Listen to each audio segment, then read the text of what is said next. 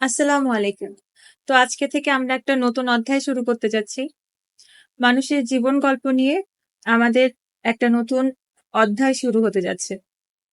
যেখানে আপনারা আমাদেরকে কিছু ঘটনা পাঠাবেন।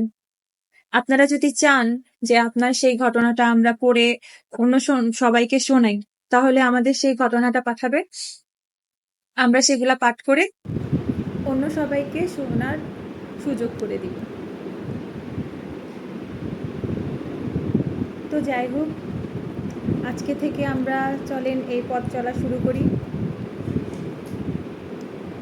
আজকে আমরা যে ঘটনাটা পড়ব সেই ঘটনাটা পাঠিয়েছেন এই গল্পের মেইন লিড যে আপু, সেই আপুরই চাচাতো বোন, যার ঘরে আপুটি কাজের মেয়ের মতো শেষের দিনগুলো কাটিয়েছেন।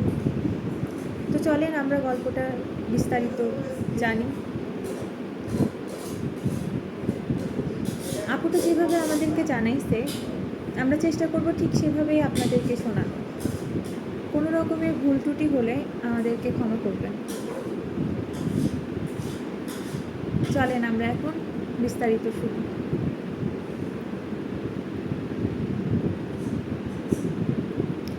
বাবা মায়ের বিরুদ্ধে গিয়ে আমি উজ্জ্বলকে বিয়ে করি। আমাদের দুজনের বয়সের পার্থক্য 2 থেকে 3 বছরের, কিন্তু ওর তুলনায় আমার শরীর ভারী। আমাকে বেশি পরিপক্ক লাগে দেখতে। ও শুকনো, চিমসানো গঠন কাঠামো, গায়ের রং শ্যামলা। সেই তুলনায় আমি ভীষণ সুন্দর। বিয়ের পর যারাই আমাকে দেখেছে সবাই বলেছে উজ্জ্বল অনেক কপাল করে এমন বউ পেয়েছে। এমনকি ওর মা বাবা পর্যন্ত আমাকে সাপোর্ট দিয়েছে। 1.5 বছরের সম্পর্কটাকে পরিণত দিতে লকডাউনের আগে আমি বিয়েটা করি। আমার বিয়ের মাত্র 17 দিনের মাথায় বাংলাদেশে প্রথম লকডাউন পড়ল। ও একটা ছোট জব করতো তখন, মার্কেটিং সেক্টরে, সেলসম্যানে। বেতন ছিল 9,000 টাকা মাত্র। আর TDL বিল আরও কী সব মিলিয়ে প্রায় 14,000 টাকা পড়তো। আমরা ছোট একটা রুম ভাড়া করে থাকছিলাম প্রথমে। রুমের ভাড়া 3600। বাদ বাকি খরচে আমাদের 2 টোনাটুনির খাওয়া দাওয়া আরামসে চলে যাবে। আমি মহা উৎসাহে নিজের সংসার সাজাতে শুরু করলাম। তখন জানতাম না এই সংসার আমাকে ঠিক কী কী দেবে। যাই হোক, শুরুটা সবসময় স্বপ্নের চেয়েও বেশি সুন্দর আর চমৎকার হয়। আমার সংসার জীবনের শুরুটাও ছিল অসম্ভব ভালোবাসা আর যত্নে মাখানো। প্রায় সময় সে অফিস থেকে জলদি জলদি ফিরে আসতো আমাকে সময় দেওয়ার জন্য। বাকিটা সময় আমি সংসারের টুকটাক কাজ করে পার করে দিতাম। বাবা মায়ের সঙ্গে সম্পর্ক একদম নেই বললেই চলে তখন। বাবাকে ফোন দিলে রিসিভ করে না। আর মা হচ্ছে সৎ মা, তার সঙ্গে আর কী বা যোগাযোগ করব। তবুও বুকের কষ্ট চেপে উজ্জ্বলের সঙ্গে দিন ভালো কাটছিল আমার। আস্তে আস্তে সময় গড়াতে লাগলো। মাস 3 মাথায় ওর ফ্যামিলি বলল এভাবে আলাদা না থেকে ওনাদের সঙ্গে একসঙ্গে থাকবো। আমি মেনে নিলাম। নিজের সবটুকু দিয়ে উঠলাম শ্বশুরবাড়ি। বিয়েটা 3 মাস আগে হলেও 3 মাস পরেই বোধহয় সত্যিকারের অর্থে সংসার শুরু হলো আমার।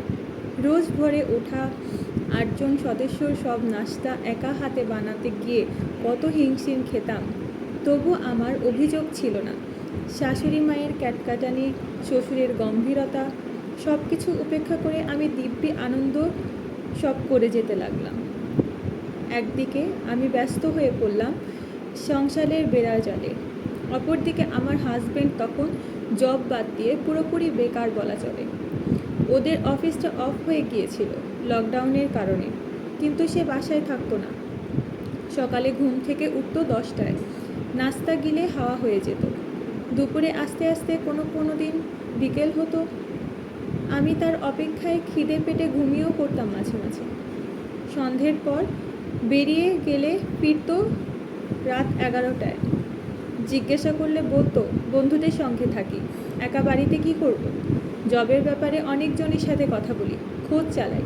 এসব তুমি বুঝবে না, তুমি থাকো তোমার ধান্দায়, আমি থাকি আমার ধান্দায়। সত্যি আমি বুঝিনি, শব্দও করিনি। ভেবেছি আসলেই বেকার মানুষের কত দুশ্চিন্তা। তার ওপর এখন তো আমি আছি বাড়তি হিসেবে। আমার সব দায়িত্ব তাকে পালন করতে হয়। তাকে তার মতো ছেড়ে দেওয়াই উচিত। এরপর আর দ্বিতীয়বার আমি তাকে এসবের কৈফিয়ত চাইনি। সময় গড়ালো। আমি আস্তে আস্তে তিক্ত হতে উঠলাম। সংসার জীবনের জ্বালায় অতিষ্ঠ প্রায়। বাবার সঙ্গে সম্পর্কটা আগের থেকে সহজ তখন, কিন্তু তাকেও কিছু বলি না। বিয়ের সিদ্ধান্ত তো আমার ছিল, তাকে কি বলবো? উজ্জ্বলকেও বলতে পারি না কিছু। তার সময় কোথায়? জব করে না, তবুও তার ব্যস্ততার শেষ নেই। ওদিকে ওর মায়ের সঙ্গে আমার সম্পর্ক ঠিক সুবিধার না। সকাল থেকে আমার যুদ্ধ শুরু হয়, রাত গিয়ে ঠেকে, তবুও আমি কিছুই করি না, করতে পারি না, তার হয়ই না। রোজ রোজ আমার অভিযোগ, মুখ ঝামটি, নীরব অত্যাচার। আমি ভেতরে দগ্ধ হয়ে জ্বলে যাচ্ছি। অথচ আমাকে বুকে টেনে শান্ত করবার মানুষটা কই? একদিন উজ্জ্বলের প্যান্ট ধুতে গিয়ে পকেটে একটা কাগজে মোড়ানো কিছু শুকনো ডালপালা জাতীয় জিনিস পেলাম। আমি বুঝতে পারছিলাম না ওগুলো কী, কিন্তু আমার মনে কেন যেন একটা কামড় মারল। আমি তাড়াতাড়ি সেগুলো নিয়ে এসে একটা ছবি তুলে গুগলে সার্চ করতেই বুঝতে পারলাম ওগুলো আর কিছু না, গাঁজা। আমি জাস্ট হতবুদ্ধি হয়ে চেয়েছিলাম নিজের দিকেই। এসব কি? কেন ওর পকেটে? কিভাবে এলো? আমার মাথায় কিচ্ছু নেই, শুধু একটা কথাই ঘুরপাক খাচ্ছিল, এই অপবিত্র নোংরা জিনিস আমার ঘরে কেন ঢুকলো? আমি ছুঁড়ে ফেলে দিলাম কাগজের পোটলাটা জানালা দিয়ে। ততক্ষণে ও হাত মুখ ধুয়ে ফ্রেশ হয়ে এসে আমার কাছে প্যান্ট চাচ্ছে। আমি চুপচাপ বললাম, ভিজিয়েছি। দেখলাম বিদ্যুতের গতিতে দৌড়ে গিয়ে ও বাথরুম থেকে প্যান্টটা তুলে নিয়ে এসে পাগলের মতো কিছু খুঁজছে। আমি ঠান্ডা চোখে ওর কীর্তিকলাপ দেখা শেষে কিছু জিজ্ঞাসা করলাম, তুমি কি এসবে জড়িয়ে গেছো? বিশ্বাস করুন, সেদিন সেই দুপুরে আমার উপর দিয়ে যে কালবৈশাখী ঝড় বয়ে গেল, তা আমি ইহজিন্দগিতেও কোনোদিন কল্পনা করিনি। তেড়ে এসে আমাকে এলোপাথাড়ো মারল। জিজ্ঞেস করলো জিনিসটা কই। যখন বললাম ফেলে দিয়েছি, ওর রাগ, আক্রোশ, ক্ষোভ সব বেড়ে আকাশ ছুলো। আমার চুল ছিঁড়ে চলে এলো হাতে, মাথা ধরে গ্রিলে বাড়ি দিল। কপালের উপরটা ফুলে ঢিবির মতো হয়ে গেল। ঘুষিতে নাক দিয়ে রক্ত উঠে এলো। শেষে যখন বুকের নিচে কোকসার ভেতর লাথি দিয়ে বসালো, আমি জাস্ট দম বন্ধ হয়ে শুয়ে পড়লাম। মনে হচ্ছিল এই মুহূর্তে আমি মারা যাব। শেষে ওর বাবা এসে ওকে থামায়। আমার এই অবস্থায় ওর মায়ের কোনো কিছুই হলো না, শুধু একটা কথাই বলছিল, আমি নাকি ওনার ছেলেকে শান্তি দেই না, বাড়ি ফিরলেই ঝগড়া করি, ঝামেলা করি। আমাকে আরও কয়েকটা দেওয়া উচিত। নিজে নিজে বিয়ে করে এসে এত পাওয়ার কেন দেখাচ্ছি, এত অধিকার কেন খাটাচ্ছি? বাড়িতে কুকুর যেমন চুপচাপ সব হজম করে ফেলে, আমারও উচিত তাই করা। আমি অর্ধচেতন অবস্থায় সব কিছু শুনলাম। সেদিন সেই মুহূর্তে থেকে ওর সঙ্গে আমার ভাঙনের যাত্রাপথ শুরু। এটা ছিল আমাদের এই গল্পের প্রথম পার্ট। আপনাদের যদি পছন্দ হয় তাহলে আমাদেরকে কমেন্টে জানাবেন।